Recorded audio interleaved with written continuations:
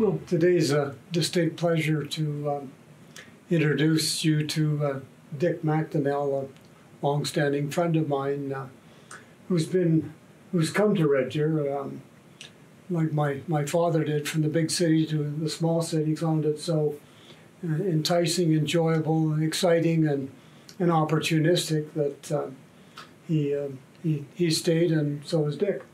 So for 40 years, Dick, you've become an increasingly significant part of the community of Red Deer and its growth. So it's a pleasure today to go over some of the highlights of that time, but perhaps we can start with how you got to Red Deer, or what incited you or brought you, what was the stimulus? And Well, quite by accident. I had been working for a finance company for a number of years. I started with them in Calgary in 92, or 72, I'm sorry.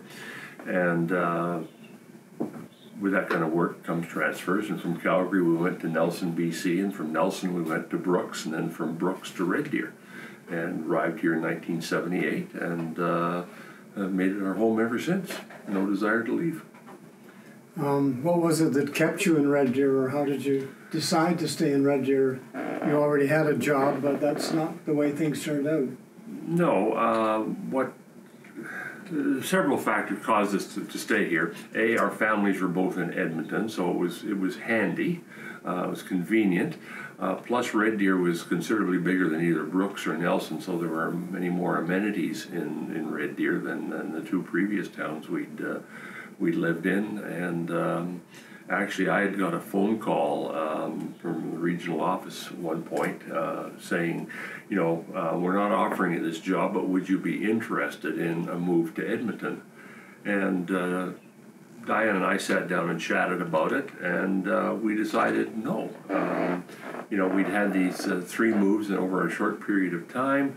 We weren't really enjoying this moving around. Plus, our daughter was about to go into kindergarten. She had friends across the street, sort of thing. And no, why don't we just stay here? This will be good for her. It'll be comfortable for us. So we stayed. Yeah, but in deciding to stay, you had no job because you left the job you had. Well, I wasn't without a job per se. I had the job and I stayed and I worked at it till 1981, and decided that if we're going to stay here, let's set up a little business. The idea of having a business had always interested me, and decided to set up a property management agency, which I did, and ran it for 20 years. It was you chose perhaps the best of times, in some ways the worst of times, to go into property management. How did that turn out for you? Sure. There were certainly some major business challenges at the time. Yeah. Well, property management, I picked that for a couple of reasons. Firstly, early in my career, I had worked in property management in Edmonton for Canada Permanent Trust, so I knew a little bit about the business. But as far as the timing, in the early 1980s, interest rates were going through the roof. And we had a mortgage. We're a young couple with a mortgage. And at one point, the mortgage was renewed for 20.25%, which, were we going to keep the house for a year? We couldn't be absolutely sure because we had this new business. But at the same time is that we were struggling with a high rate mortgage. Others were too. And in the 1970s, there had been an awful lot of multifamily developments, apartment blocks, townhouses, and whatnot constructed. And they were paying 20.25% on their mortgages too. So there was an awful lot of foreclosures. So I had this very small property management business, and all of a sudden the phone's ringing off the hook with lawyers and trust companies and banks that were foreclosing on these multi-unit properties. So the business really took off.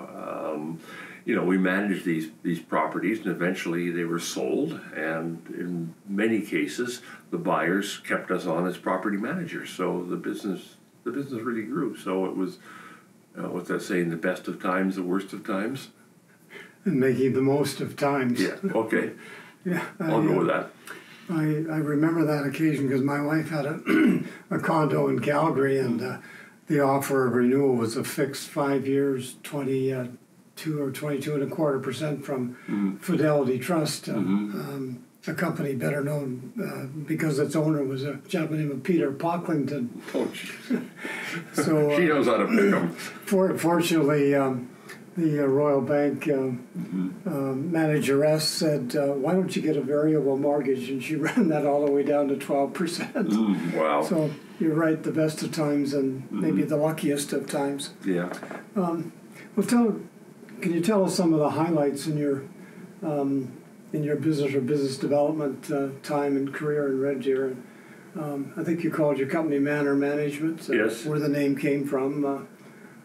Well, I had thought of naming it McDonell Management, but I thought, that doesn't really ring a bell, but I wanted to keep the M. So Diane and I sat around and came up with a bunch of appropriate words that started with M, and her idea was Manor Management. So we were registering the company through our lawyer, Herbert Fielding, and we just handed all the names to him and said, whichever one clicks, whatever works. So he called back a few days later and he said, "Am I speaking to the president of Manor Management?" So yes, he was. And did you tell him he has a good manner? No, I didn't. I didn't catch that one. Well, tell us some of the highlights from your time as a manager. Never easy, not always easy, and no, it can be challenges day and night. Oh yeah, there's always something happening. On one side you've got the clients who obviously want maximum revenue from their property and minimum expenses, and sometimes that doesn't work out too well. And with tenants, again, you've got the good, the bad, and the ugly. And we did a fairly good job, I think, of screening, and we didn't get too many real disaster tenants. I inherited a few on buildings that we acquired the management of, but for the most part, we screened them fairly well. 9 years working for a finance company where you're always screening people. I think it was a head start for us. That's perhaps a side of you that I've never seen, Dick. You're always so nice and agreeable, and you have so many good ideas and thoughtful comments to make.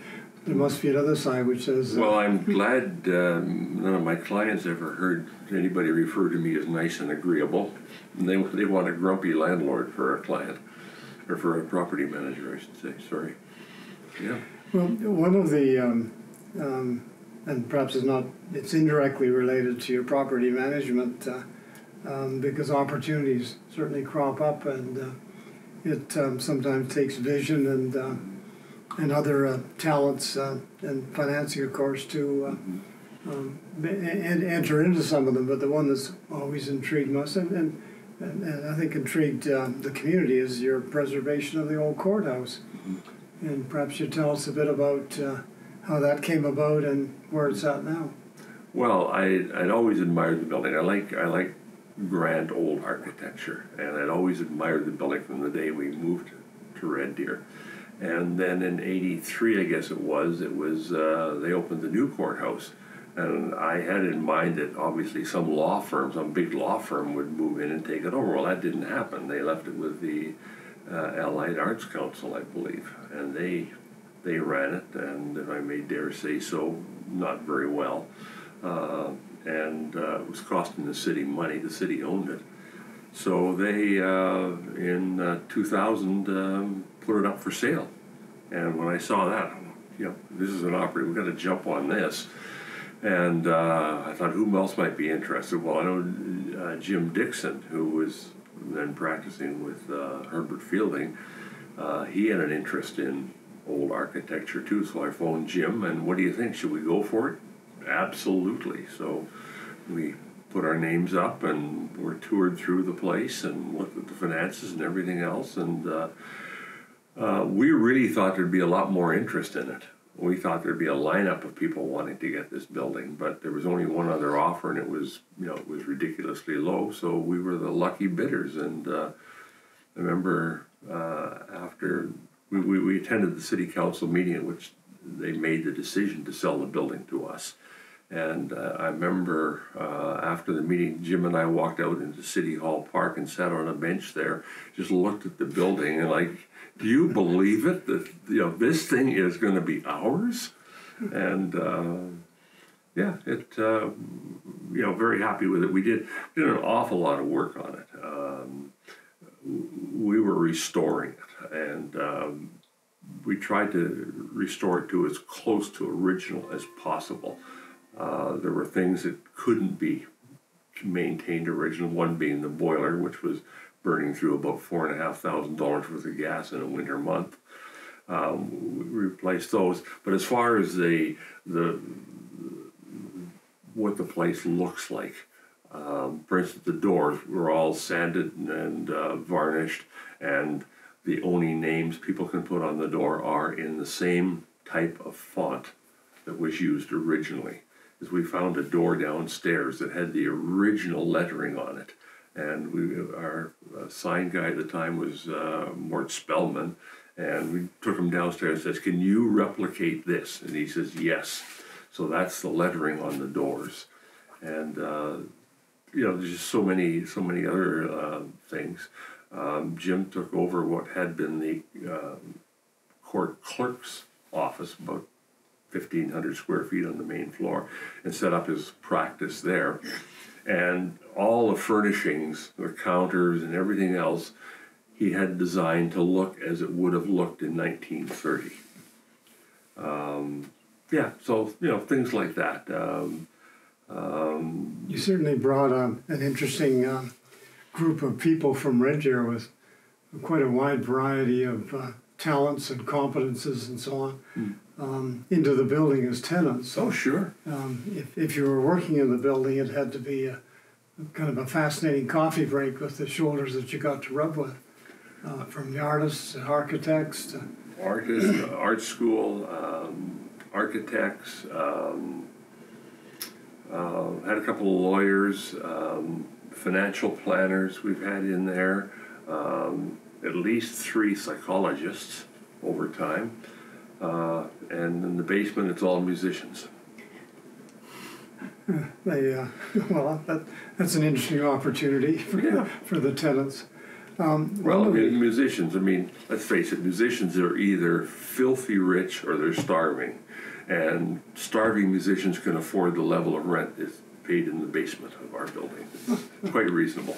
Well, I'm sure you've been serenaded down there a number of times. Oh, absolutely. One of the highlights of that building, aside from its central location in downtown Red Deer, is the vista. Mm-hmm. And you've improved the vista view by adding a clock so that people's eyes are drawn to the building. And well, the clock isn't ours. The clock is a project of the Rotary Club of Red Deer, which you and I are both members, and it honors Citizens of the Year. And I just love having it in front of our place, sure. With some very interesting names and so on at the bottom. Absolutely. The Rotary Club Citizens of the Year are all listed there. Mm-hmm. So it's interesting to go through and look at how that program has evolved, particularly recently through the Rotary Club. Mm-hmm. And the other thing, of course, it looks on is the Kerrywood Park, or at least that's how I knew it. At the City Hall Park. City Hall Park, and beautifully lit. It's on at Christmas. Mm-hmm. But well, being a greedy, self-centered kind of person I am, I made my office the former judge's office, which is the one sitting immediately above the front door. And I think it is the finest office in the city of Red Deer, bar none. And yeah, the vista, you're right, it's wonderful. You look out there and there's City Hall Park with all the flowers in the summer and all the Christmas lights in the winter. And it's vista, that's the right word. You use the right word there, yeah. Well, of course, being a courthouse, there were some significant court decisions made there, and one that you've spent a bit of time researching and sharing with us is the one on Robert Raymond Cook. Right, the Robert Raymond Cook trial. That was something, and to me, it shows so much about how things have changed in terms of law. And I'm not a lawyer, but how things have changed over the years. Because Robert Raymond Cook was convicted of murdering 7 people, 7 persons of his family. His father, his stepmother, and 5 step-siblings, ranging in age from, I think, 3 to 9. It was a terrible, terrible, terrible crime. But the speed at which it went, the crime was committed in June. He was arrested within a day or two of the crime being committed. So from June of 1959, he was tried, convicted, sentenced to hang. His lawyer appealed. The appeal was granted. A second trial was held. He was tried, convicted, and sentenced to hang. And finally it went to the Governor General in Council, I think they refer to it, in Ottawa, final appeal, and that appeal was denied. And he was hung in November of 1960. So in 17 months, you've got 2 trials, an appeal, and the execution taking place. It seems to me the system worked a lot better then than it does now, where even routine cases take 3 or 4 years. As with appeals so common and appeals up the line, so many. But it was, I know it was a riveting story or of concern for people in Red Deer, in part because the event occurred in Stettler. So I recall, but the trial was in Red Deer. So we ended up with most of the publicity that surrounded it, and it certainly kept front page of the Advocate for many days. Yeah. Well, it's a good book. But it's also the last hanging in Alberta. The last hanging in Alberta. Yep, that was it. And I'm not sure you want to be famous for that. No. Well, history is what it is. It is what it is. Yeah. But shortly after we bought the building, we were approached by a theater group in Calgary, and one of their members had written a 55-minute play on the Robert Raymond Cook trial. And would it be possible to hold performances of this play in our building? Well, to twist our arm, the courtroom isn't rented yet, so have at it. So it was a two-person play. Cook and his lawyer, David McNaughton. They were the only 2 characters in the play.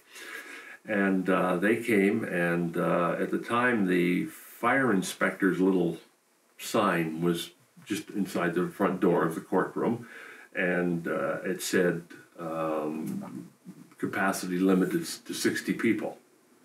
Well, once that play started, 60 people, to heck with that. We had them sitting on the door sills, we had them sitting on the radiators. We times had 100 people in there, in that little courtroom, watching the play. And because it was only a 55-minute play, there was always a question and answer period. Because many of these people in the audience had clear recollections of the events of the Cook murders and trial. And so the 2 actors, the writer and the director, would sit up front, and they would answer any questions. Well, one night, David McNaughton, who was then Judge David McNaughton, showed up. And we invited him to join them at the front. Well, there were no questions for the theater people at all. Everything was addressed to David McNaughton because he was Cook's lawyer. Yeah. So the one question I so clearly remember is, Mr. McNaughton, you worked with Mr. Cook for over a year. You got to know him very well. What do you think? Did he do it? Because Cook always maintained his innocence. But the question was, did he do it? And Judge McNaughton, I remember he paused for a minute. He gave the question some thought. And then he said, I don't know. I don't know. What I do know is that he went to the gallows believing himself to be innocent. Just,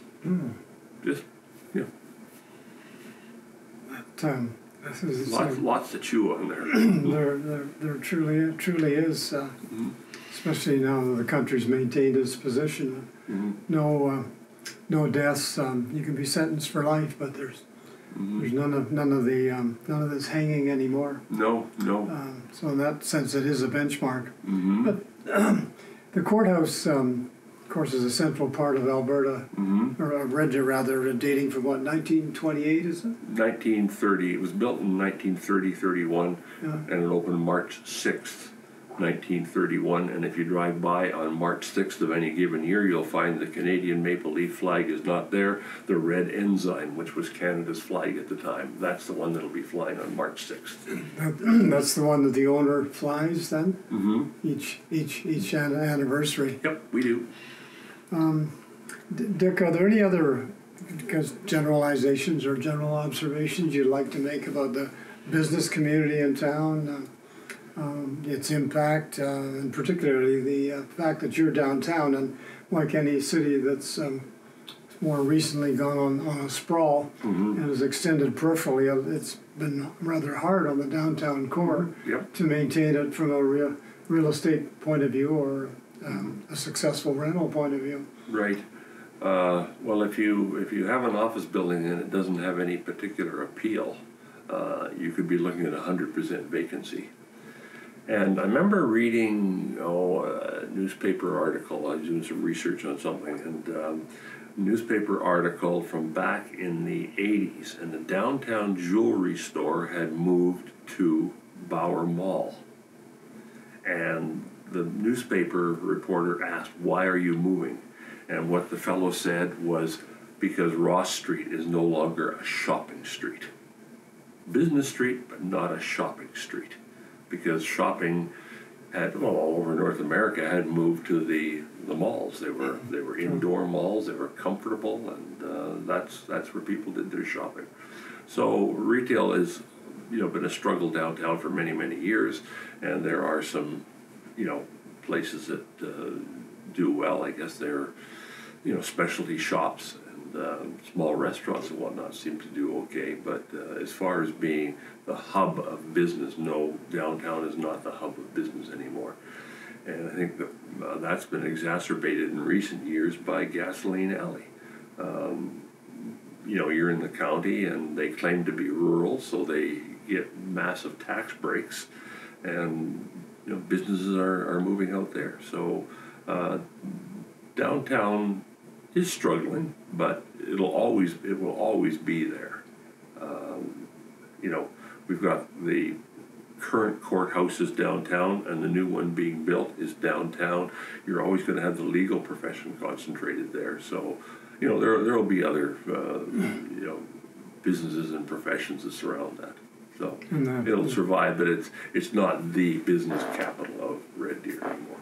The central facilities for the city too, of course, have expanded dramatically as the population's exceeded 100,000, and they've of course require a fair bit of rental space or space that they build and own over the years. Oh, for sure. Yeah, we get a city that's gone from 35,000 to 100,000 just in the time we've lived here. It's triple in size. An awful lot of changes, and it's been interesting to watch. Dick, you also have developed over the years. You and Diane have developed some very interesting avocational interests, and I wonder if you'd like to tell us about some of those and some of the involvements you've had because of your contacts, your interests, and sure. Well, Diane has a lovely singing voice, and shortly after we arrived in Red Deer, she got involved with Central Alberta Theatre, and she was an actress in several plays and musicals particularly, and she directed one at one point. Point of view of avocation, that's where I think she's stood out, sort of thing. I always seem to have some avocational things on the go. From way back when I was in my early teens, automobile racing has appealed to me, and I did race sports cars in the 60s and early 70s as finances would permit, because it's an expensive hobby. And then I went back, after 17 years, I went back and raced an oval track for 6 seasons, oval track racing, modifieds. So that was great fun. When I left racing, I I didn't want to leave the racing community because there's really interesting people there. They really are. You know, people of multiple talents and whatnot. So that's when I decided. Not just turning a steering wheel. Oh no, there's some really clever business people, and there are people whose engineering and mechanical skills are just exemplary. Really, really smart people, and it's unlike a team sport. Where you be at a place at a certain time, and you're going to be here for practice, and this is a routine, and you're part of a team, and you take your orders from above. In racing, everybody's on your own. You're the only one in the car. Yeah, and you're the only one paying for it too. It's an expensive hobby, and. You went to the second step with that too, didn't you? And you wrote a book about it. Yeah, well, that's it. That's how I didn't lose connection with racing people. Is I wrote the book, The Speediest Land Traveler, which, by the way, is most recently into its fourth printing. Not very big printings, but nevertheless, it's into its fourth printing. And it's 15 years now since it came out, and it's still, they're still selling them. So I've always liked writing. You asked about avocational things in general. Yeah, I've always liked writing too. So writing the book about racing seemed to be a natural, and I'm happy with the way it turned out. As I recall, you helped write part of one of my books too. Yes. I think you go well, you're wrote another part. Yeah, well, you're a multi-book author. I'm just a one-shot wonder. Well, you picked a good one because the average novice writer writes one book, and 60% of the time there's never another. Mm-hmm. In fact, I think that 60% may be a little low. Yeah, I'm not surprised because unless you're writing something that's commercially saleable, it's going to cost you money. No, it does. No question. And my book was a very, should we say it was a geographically limited book of an esoteric interest. In other words, auto racing in Alberta. Mm-hmm. That's all. So unless you have an interest in Alberta and have an interest in auto racing, this isn't going to be a Stephen King bestseller. It's, and I knew that going in.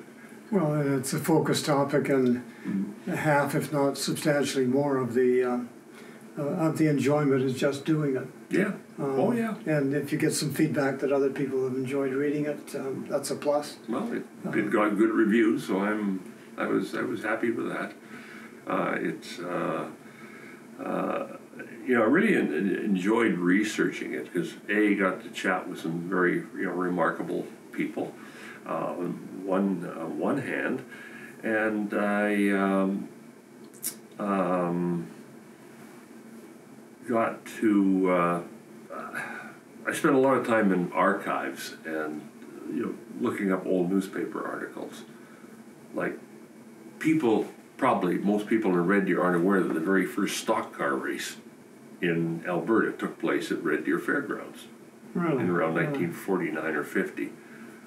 And I like the way that was an exciting time in Red Deer. That's when that same track was probably being used by the famous chuck wagon driver Johnny Phelan. Oh, okay. And he went on to win the Alberta title for as many years as he wanted to participate. So he became the reputation of Red Deer at the time, but I didn't know that extended in the off times to stock racing. Mm-hmm. Yeah. Well, stock car racing was a new thing then, around 1950. It was race cars had been race cars. The idea of taking a passenger car and turning it into a race car was a relatively new concept, and it took off. It really took off. You didn't have to have the engineering skills to build a race car from the ground up. You just bought a used car, put a roll bar in and a roll cage, whichever, and found somebody who could drag a few more horses out of the engine, then you went racing. And there's been a lot of originality around the world with that as the concept, and cars as the vehicle. Yeah, for sure, for sure. It's it was interesting from a number of point of view. Like I say, the people I talked to and the things I learned were quite something. Style of journalism is another one that really caught my eye. How much it's changed over the century. The title of the book, "The Speediest Land Traveler." That sounds rather corny, I think, but I picked that from the Red Deer Advocate, because the first time there was a car race in Red Deer, which was sometime in the 1920s, I believe, the Red Deer Advocate reported that the automobile racer is far and away the speediest land traveler. I thought it sounds so corny. I got to use it. You wouldn't see that in a newspaper or a magazine today. You wouldn't see wording like that anymore. So it's really changed. Yeah, you're reminding me of one of my books, and as you do your research, that the light suddenly comes on. And when I did Alberta's medical history, I entitled it "Young and Lusty and Full of Life." Yes. And that came from a 1912 presentation by the Calgary physician, Dr. H.G. McKidd, when he was giving his I didn't know that. address. I didn't know where you got that subtitle. Well, I hope it's in the book somewhere. Well, it is. But you might have to read the McKidd chapter. No, it didn't. Yeah, I didn't know that. That's where it came from. He was very optimistic about the future of the West way back then. Yeah, well, he was right then, eh? Yeah, very true. We've come a long way. Yeah, I've enjoyed chatting with people like John Ralston Saul about all the originality and the motivation that comes out of the West. And then when I look at the West and look at it more microscopically, they say Alberta because it was settled last. And within Alberta, one of the highlight communities with a great future just because of it is Red Deer. And it's slowly beginning to demonstrate that. Some of your other avocational interests, you were mentioning that you were associated with the hospice in some fashion, because that's, as I understand it, the hospice is one of the few in Red Deer where it's a purpose-built facility. It's not a takeover from another one. That's right. And it comes out of a community interest with no guarantee when it finished that there would be government subsidies for any of the patient care provided. Yeah. So it really left a burden on the community to not only build it but operate it. Yeah, well, I was not involved in the development at all. I sat on the board for a few years. I wasn't involved, but there were several doctors' wives. Bonnie Brado comes to mind immediately. And they got Brian Wilson, a realtor, involved, and Brian was very effective in going around Red Deer to all the service clubs and getting substantial contributions from them, and that's what kick-started the whole thing. So I think it's a remarkable facility. I take no credit for the development of it. It was there by the time I made the board. So.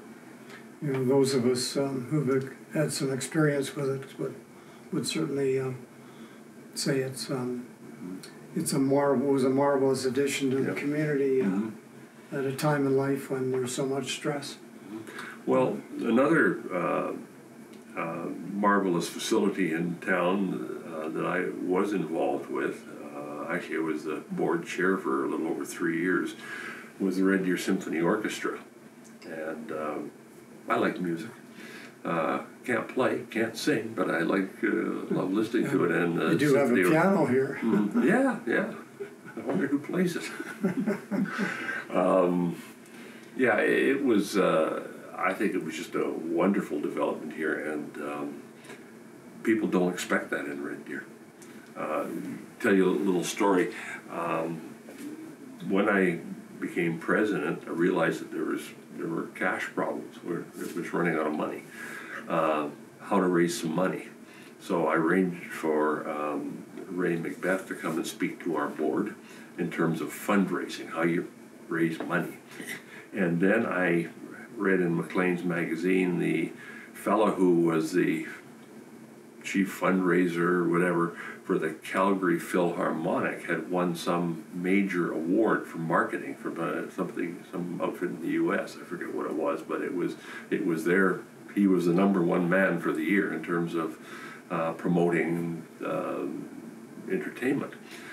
So I thought, well, maybe this guy can help us. So I phoned him. I called the guy at the Calgary office, got chatting, and he says, just a minute. He says, Red Deer's got a symphony orchestra? And he was in the business. Yeah, he didn't know. He didn't know. And he was a great help. He came and explained to us that one-time tickets are a secondary interest. You live and die by your season subscriptions. I think we're seeing that with our hockey team in town this year, too.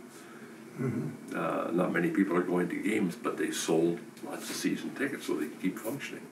And it worked well for the Red Deer Symphony Orchestra, trying to, twist all these people who are buying singles, getting them into buying season tickets. And we've, I think, only had one conductor, haven't we?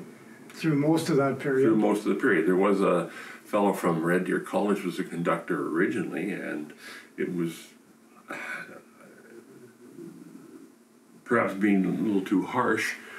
It was a symphony orchestra in name only. But then Alison Schaffaker, who was the president at the time, she recruited Claude Lapalme, and he's now been on the job for 30 years. And when you sit down there and listen, there's no mistaking, this is a symphony orchestra. A pretty good one, too. Mm-hmm. Yeah, Claude's, he's a remarkable talent. He really is. Well, and having a symphony is remarkable, not only because Red Deer's so small, but it's found a way to continue it, build it, make it better. It certainly has had some pretty exceptional people come in as soloists and yes, and people to perform along with the symphony. There are other cities and towns who have symphony orchestras, and the one I'm most familiar with was Lethbridge, because let's face it, in the early days we weren't paying Claude much of a wage, so he was recruited by the Lethbridge Symphony too, and he commuted. And I was talking to these fellows at one point, and their president said, why don't you and your wife come down for Claude's next concert with us? So heck of a deal. There was no comparison, because all Red Deer musicians are paid musicians. They are professionals. In Lethbridge, for the most part, they were amateurs.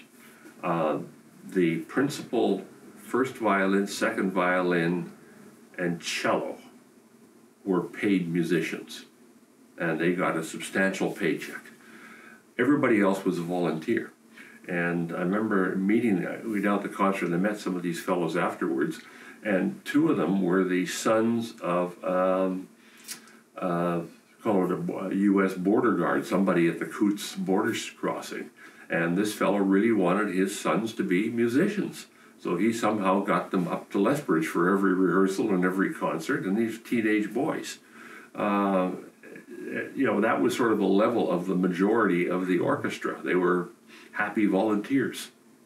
And the quality of music in Lethbridge was, despite the fact we had the same conductor, the quality of music was vastly superior in Red Deer to what it was in Lethbridge. So, other towns have symphonies, but I think Red Deer has a better one than the others. Well, it's a nice way to put it, and a very nice legacy. Yeah, I think so. One of your other avocational interests has been in the Rotary International, particularly the Rotary Club of Red Deer. And you've been a member 29 like years. I have for not quite as long as. No, you were already there. 29 years I've been a member, and I love it. The fellowship, the weekly luncheons, the fellowship is great, but it's the good things, the neat things we do that appeal to me, and one of them is the exchange student program, where students from other countries come to Red Deer, come to Canada, and they're here for a year, and they spend 3 months with each of 4 families. And I think we've had 9 over the years. and really just a really interesting mix of kids, and love them all.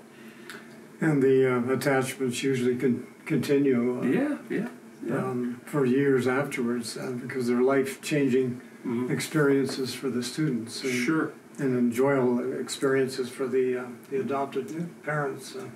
Well, a couple I will mention is a young lady from Russia. She came over here, and she's still here. She married in Alberta, became a school teacher, married an Alberta school teacher, and they're still here. And the other one I'll mention is Berin Ozagal from Turkey. After she left, Berin was always emailing us, when are you going to come, when are you going to come? So finally, about, 8 years ago, I guess, Diane and I did go to Turkey. And her family was just so gracious. They just showed us around the country, and it was really remarkable. But now she's engaged, and she's going to get married. Oh, by the way, she's a Turkish equivalent of a chartered accountant. And she's an auditor for a big firm. So I'm thinking, in the Middle East, Turkey, having a female auditor come in and look at your books, it's got to cramp some guy's styles. But anyways, she wants to bring her new husband over here do their honeymoon here and go through. Really? Yeah. Because she's been to Jasper, Banff. She was in Diane took her to Vancouver Island at one point, and she loved it here, and we love her. So come on over. She was a lovely lady, but she arrived quite homesick because she spent the first 2 weeks with us, and she was having a hard time missing her parents. But her parents missed her too. Little story, when I was chatting with her dad one day when we were over there, he admitted that that's their only daughter, that they thought it was a great idea, and they took her to the airport and got her on an airplane, and then they're driving back home, and he said, I had to pull off the side of the road. We were both bawling our eyes out. They have one child, this lovely daughter, and they sent her to a country on the other side of the world in a place called Red Deer. They knew nothing. And all of a sudden, they've sent their only child over there. And he says, we were both bawling. I couldn't drive anymore. He says, I had to pull myself. Dear, because I certainly remember when we had our, black tie bingo in the fall, and she had somehow managed to bring with her an absolutely fabulous costume that she wore that night. And I know one of the most colorful pictures I think I have ever taken on my camera was of her that night. And it was not just nice to see her again, but to see how she was highlighting her background. The remarkable, I guess, other half to that story is that the club exchanges, and this time with Turkey, and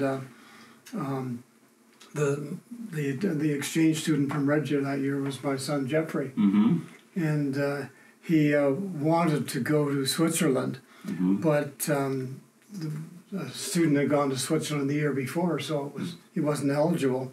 Anyway, we got our application finally finished, and by then it was late enough that he got what was left over, and that was the exchange trip to Turkey. And of all the places you could have ever picked for him to go, Turkey was by far the most maturing, the most filled with unusual experiences, and led us to going and visiting him twice during the year he was over there. But gave me a remarkable appreciation for a country that's kind of somewhere between Europe and Asia. It's part of both. But the people he met, the adopted parents, he is still in close contact with, that he had for the year. Maybe those are just part and parcel of those experiences that are so life-changing.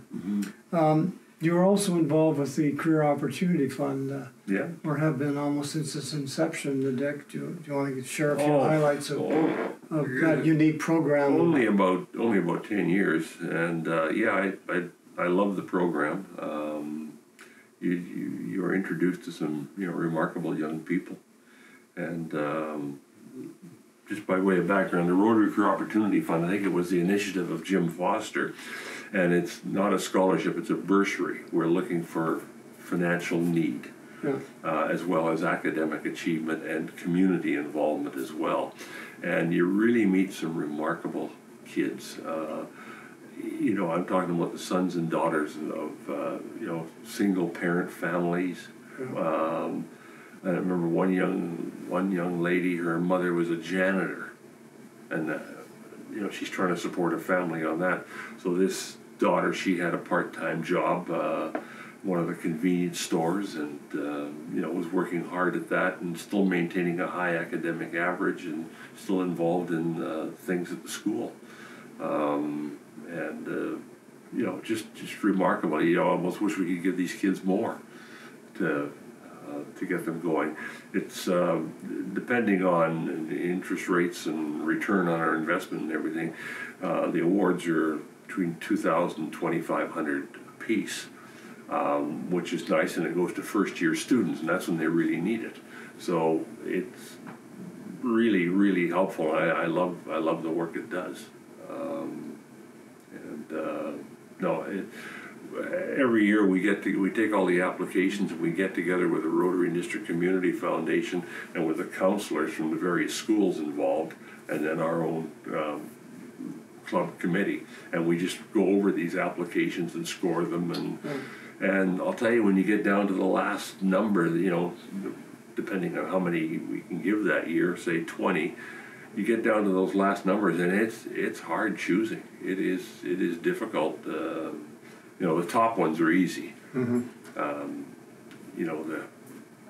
kid living with a single parent and packing a 90% average.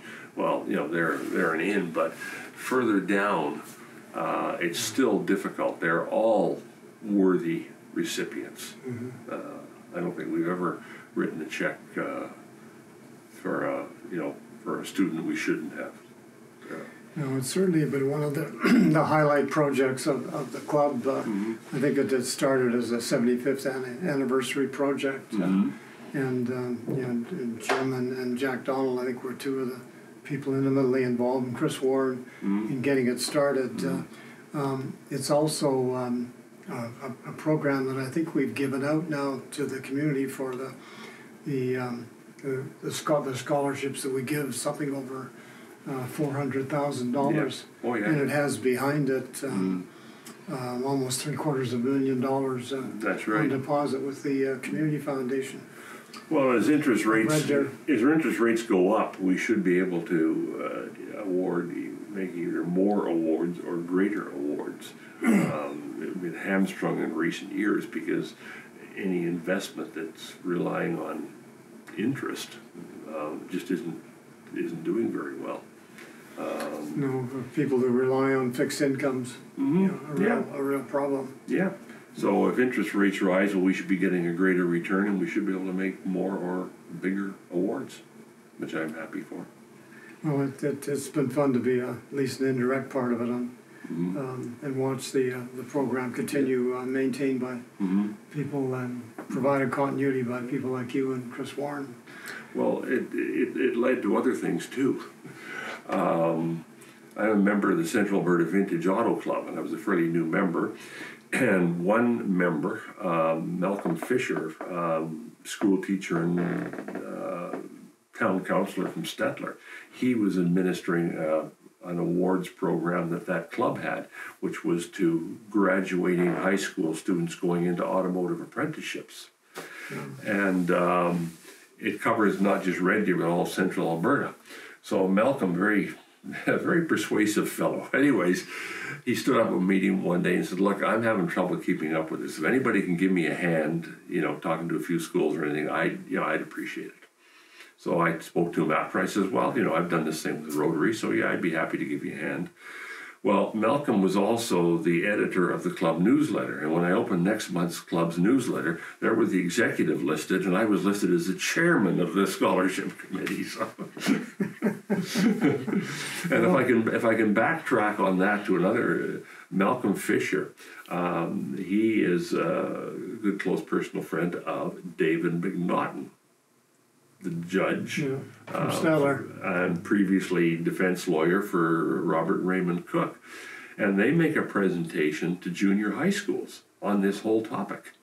They go and talk to the kids, as part of their history or social studies. They talk to them about the Robert Raymond Cook case, show how times have changed and how the justice system works and that sort of thing. So, so Malcolm roped me into that. And then from there, I was approached by the Specialty Vehicle Association of Alberta and asked to set up some sort of a scholarship program for them. And this covers all of Alberta, of course. And, we put it together in the past year, and both Sate and Nate will get scholarship money from the Specialty Vehicle Association of Alberta, which is a conglomeration of about 50 car clubs of all sorts, hot rods, sports cars, antiques, whatever. We put that together, so we're giving money to the two big tech schools every year. Well, these are great stories. I was thinking of Jerry Tennant, talking with him the other day, and he was mentioning how the fund had started from a successful games that were held in Red Deer with a little extra money, which was set aside for organizing future games in Red Deer, and how that program had grown and turned Red Deer into not a mecca, but certainly a very favored community for holding mid-sized community national activities, particularly in the sports field. And there's a number of those around Red Deer, like the Waskesiu Park Foundation that came out of our 80th or 75th anniversary years in Red Deer. So I look forward to learning more of these interesting funds that I've never heard of, but are just quietly there for the time they're needed. Well, talk to the Red Deer District Community Foundation, because they're holding an awful lot of that money. That's another story that'll perhaps come up in one of our interviews. Look forward to hearing more about that. Good. Well, this I think concludes it, unless you want to add some comments about Diane and how behind every great successful man there's a motivating lady. No, a surprise lady. No. Oh, Diane. I certainly know that where goes Dick goes Diane. Coming up to 54 years married, and she's just been a huge support all my life. No matter what I've done, she's gone along with. I mean, give up a secure job with a financial institution to start a property management agency. She was with it. And racing, it's an expensive hobby, and she's always encouraged me. As I said, I've been out of it for 17 years, and I was 44 at the time, and I thought, really, I'd like to get back into it. So I took her to Earl's for lunch one day on the patio, and I said, I want to go back racing. How about for 2 years? And she said, sure. Well, I turned 2 into 6, and she was with me all the way. But the craziest story, and I didn't realize how crazy this was at the time, but we're just irresponsible, young kids were in their early 20s. But 1967 racing season, sports cars came along, and I'd been trying to build a car and wasn't having any success at all. I slow on to go racing come the 1968 season. So 1968, they came out with sedan classes in sports car racing, A, B, C, and D, depending on engine displacement. Diane had just bought and financed a Ford Consul. And I looked at Ford Consul, and it would fit perfectly into sedan class C. So I bravely approached her and asked if she would mind if I put a roll bar in her car. She says, well, okay. So I took her car all over Western Canada while she's making monthly payments on it, and raced it everywhere from McDonell, Manitoba to Edmonton International Speedway. And actually we ended up second in Prairie Region in the C-Class sedan. So did fairly well with it. Had to rebuild the engine, but the insanity of a car that she still owes money on, and I'm putting it at risk on a racetrack for a whole summer. I mean, it's nuts. But there she was, hands me the keys to the car. God bless her. Well, you can sure tell who's the driver in this family. Oh, yeah. As we close, Dick, do you want to relate that painting that sits behind us with this book and the story about how you came to acquire it? Well, Diane acquired it, not me. Anyways, yeah. Way back when this book came out, there was an article on Chinook Christmas, a book written by Rudy Weeb and illustrated by Dave Moore. The picture in the newspaper article was the picture you see behind you of a boy sitting on a bicycle with his coat open and letting the wind blow him along, no hands on the handlebars. I rode a bicycle for many years, and I immediately related to that. And I remember looking at it, and I showed it to Diane, and I said, I've never bought a piece of original art before, but I'm going to track down Dave Moore. We'd met him once or twice before, didn't really know him, but anyways, I'm going to see if I can buy that painting off him. So anyways, this was in November. Come the Christmas festive season, we're at some sort of a function, somebody's poor, and there's Dave Moore. So I'm going to make you a deal, sir. I want to buy that painting. I need that painting. And he said, well, I'm sorry, but it's already been spoken for. I said, oh, darn. Well, in that case, if you ever decide to put it into print, let me know. I'll buy a print off you. So anyways, flash ahead now from December to the following April, which is our 25th wedding anniversary. And I had the property management business, and Diane was working in the office, as she often did. She was working there. And I promised to take her out for lunch. So I'm bustling around town, and finally I get back to the office right about 12 on the button. And I come running back into my office, and there's Diane sitting with a big smile on her face, and Dave Moore with a hammer pounding a hook into my wall from which to hang the painting.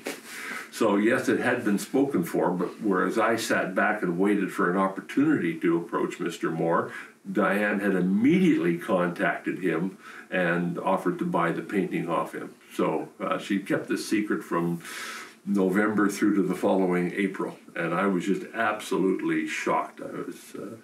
So Dave's wife Yvette was there, and we went out for, I think I may have even bought lunch. I was just so excited about this whole thing. What a great story, but but then again, that's Diane taking the initiative to do something. It's fascinating how you can, if you have interests, you can pull them together even on a small community basis, because David is certainly, from a mural point of view, is a very famous artist. Oh, sure. Way beyond Red Deer. And yeah, he's a great guy, too. To be able to put that together with the painting on the wall is makes a small story quite significant. It is significant. Well, it's been a great pleasure, Dick. I know we haven't included Diane in it, but I appreciate the stories that you've shared with her, because she certainly is a significant part of your life and our Rotary life. And meeting with her, you could tell lots of stories about her. I think of the recent fundraising one she did visiting the grotto down in Canmore. But oh yeah. Well, that one too. Anyway, two very interesting lives from Red Deer. Thank you very much, Dick. Thank you for your interest. Always enjoy chatting with you, Bob.